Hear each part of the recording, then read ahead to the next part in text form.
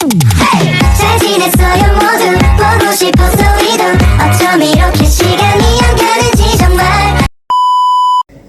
Assalamualaikum warahmatullahi wabarakatuh. Waalaikumsalam warahmatullahi wabarakatuh. Selamat pagi menjelang siang semuanya. Pagi Bu. Sebelum mulai ada baiknya kalian mengucapkan basmalah terlebih dahulu. Bismillahirrahmanirrahim. Hari ini kita akan melanjuti pembahasan mengenai fluidostatis.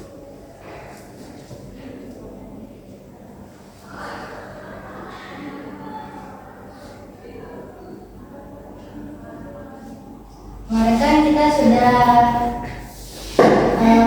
membahas mengenai hukum Archimedes, yaitu hukum Pascal berbunyi tekanan yang diberikan kepada zat cair di dalam ruang tertutup diteruskan semua besar ke segala arahnya. Mana ada benda mengapung, benda melayang, dan benda tenggelam. Nah, hari ini kita akan membahas mengenai benda mengapung, benda melayang, dan benda tenggelam.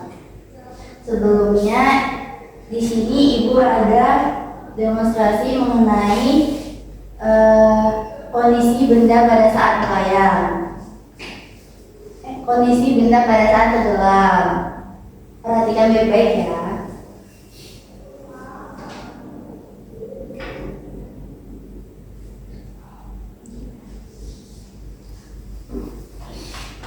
Bu, izin Bu. Ya, kenapa? Kenapa batu dalam air itu bisa tenggelam Bu? Nah, dari temannya tadi kan bertanya, coba kalian diskusi terlebih dahulu dan Ibu meminta kalian nanti akan memberikan hasil jawaban dari diskusi kalian nanti.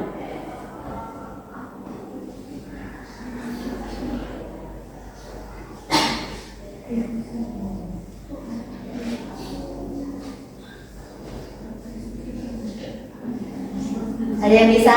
Saya Bu, Pak Neneng? karena gaya berat batu lebih besar daripada gaya apung atau gaya ke atas yang diberikan air. Ya, benar.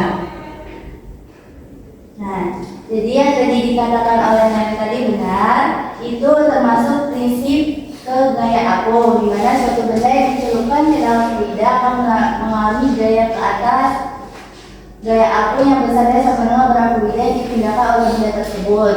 Nah, kalau contoh tadi itu kan batu itu tuh dia lebih berat bendanya daripada gaya apung, sehingga dia tidak mengalami gaya ke atas, melainkan dia mengalami gaya ke bawah dan tidak yang diberikan pada benda tersebut. Nah, kondisi benda pada saat tenggelam itu dia itu FA lebih besar daripada W. FA itu gaya apungnya itu lebih kecil daripada berat benda tersebut. Jadi karena berat benda itu lebih besar dibandingkan gaya apung, benda tersebut itu bergerak ke bawah sampai mencapai dasar atau berhenti karena kondisi lain. Misalnya fluida yang ketal dan batu yang dicelupkan ke dalam fluida tadi. Nah, saat tenggelam, seluruh volume benda berada di dalam fluida. Nah, gaya apung tetap bekerja, tetapi tidak cukup besar untuk menyeimbangi berat bendanya. Contoh benda yang tenggelam tadi sama besi padat yang dimasukkan ke dalam air. Nah, benda tenggelam bila massa benda itu lebih besar daripada massa fluidanya.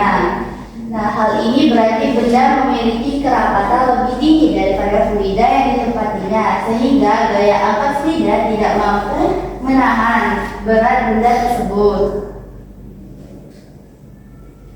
Nah, di sini ada kondisi benda terapung.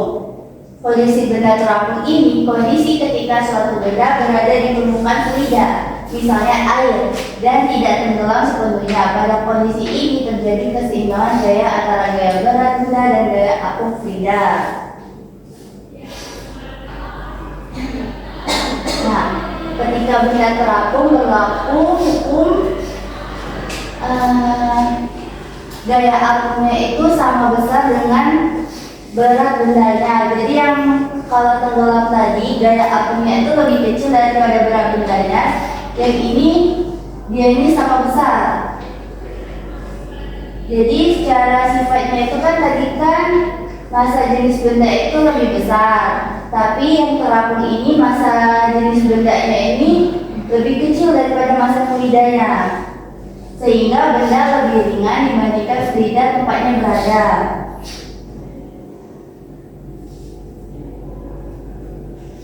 Nah, posisi benda saat terapung ini sebagian volumenya itu benda berada di dalam fluida, sebagian lainnya ini berada di atas permukaan fluida.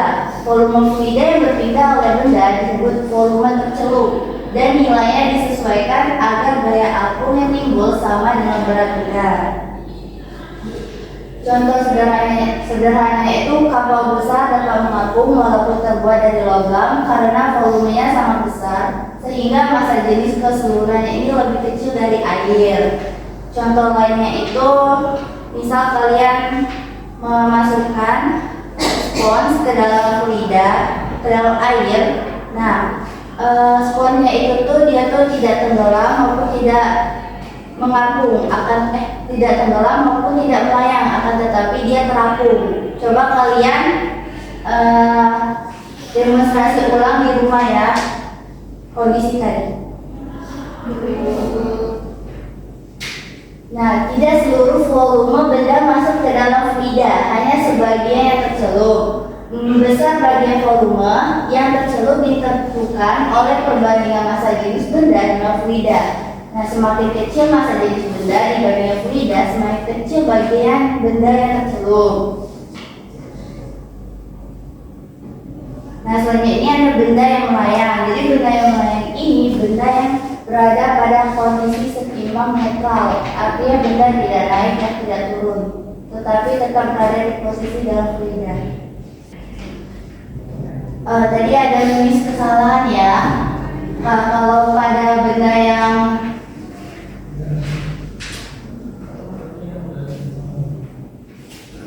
mengapung ini, dia ini contohnya seperti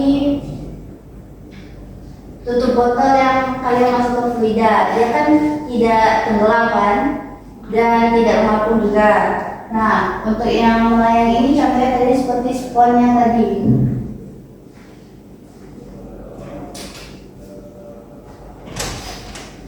Nah, pada saat benda melayang berlaku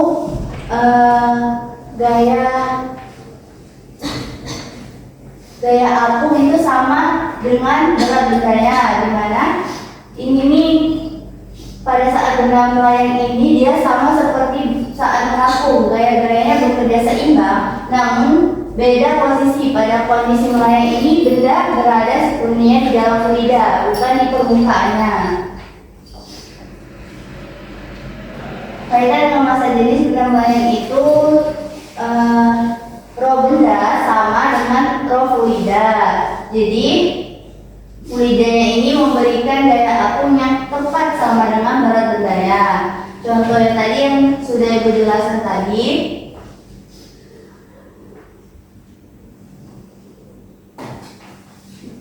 Mungkin itu saja yang bisa Ibu jelaskan. Terima kasih. Pembahasan selanjutnya akan kita bahas di minggu kemudian. Ibu akhiri, wassalamualaikum warahmatullahi wabarakatuh. Waalaikumsalam warahmatullahi wabarakatuh.